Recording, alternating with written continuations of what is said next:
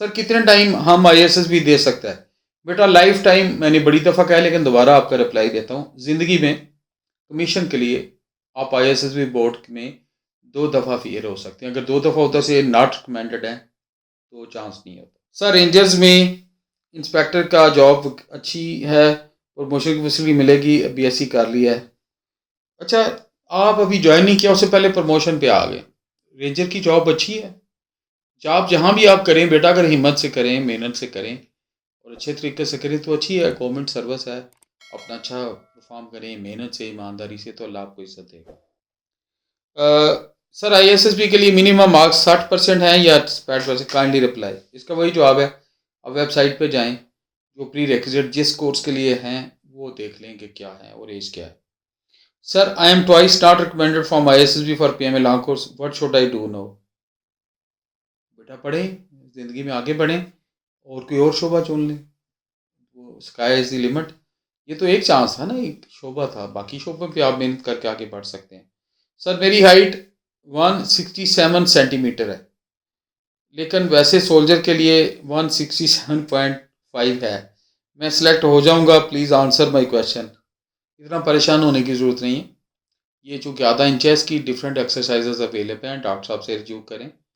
तो मैं नहीं कह सकता कि बेसिक क्राइटेरिया से आप कम हैं, तो कैसे मैं कह दूं कि आप हो सकते हैं। मैं झूठ नहीं बोलता, ना झूठी आपको तसल्ली दूंगा।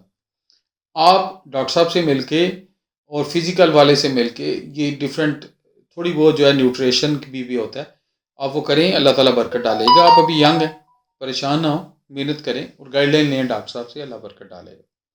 सर BS इंग्लिश करके लड़कियां आर्मी में जिस पोस्ट पर जाती हैं, किस पोस्ट पर? आपने जिस लिख दिया, अपना सवाल भी काइंडली लिख के पढ़ लिया करें दोबारा।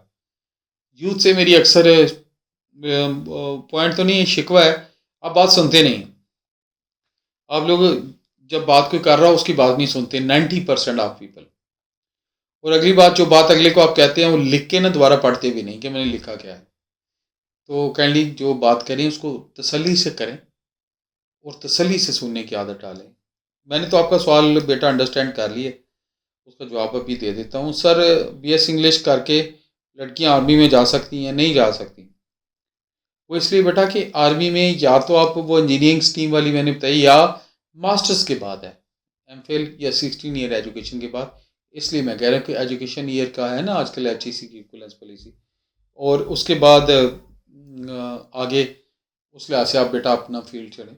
आप टैलेंटेड बच्ची हो माशाल्लाह, मेहनत की है, BS इंग्लिश की है, आगे अल्लाह ताला आपको सक्सेस देंगे। चूज़ करें, MS कर लेना लिटरेचर इंग्लिश में, उसके बाद और इजी हो जाएगा आपके लिए। फिर आर्मी में भी जा सकते हैं, एयरफोर्स में भी, डिफरेंट फील्ड्स में आप जा सकती हैं। सर मैं एक गांव से बिलोंग करता हूँ। सर जी मुझे ये पूछना था कि मैंने BA कंप्लीट किया है, 2 मंथ हो गए हैं, और मैंने BA की डिग्री अप्लाई कर दी है। सॉरी, आप चूँकि रोमन में लिखा है, मुझे पढ़ने में डिफ़िकल्टी आ रही है, लेकिन कोई बात नहीं, हम जवाब देंगे। मेरे पास ओरिजिनल रिजल्ट कार्ड भी नहीं है BA का। सर मैंने 154 PMA लॉन्ग कोर्स करना है, अगर मेरी डिग्री 1 महीने तक अंदर आ जाए तो फिर कैसे अप्लाई कर सकता हूँ? ये बेटा वो मैं समझ लिया पूरी बात आपकी। आप होप सर्टिफिकेट लें अपने अदारे से। अगर आप बाकी प्री रिक्विजिट उम्र वगैरह पूरी है, सारे पूरे हैं, तो होप सर्टिफिकेट ले लें और उनको इन्फॉर्म करें आर्मी सिलेक्शन सेंटर वालों को कि जी मेरी डिग्री थोड़े अरसे में आ रही है, और सारी चीज़ें उसकी देखिए वो ऐसी प्रवीण होती है, हो जाएगा आपका।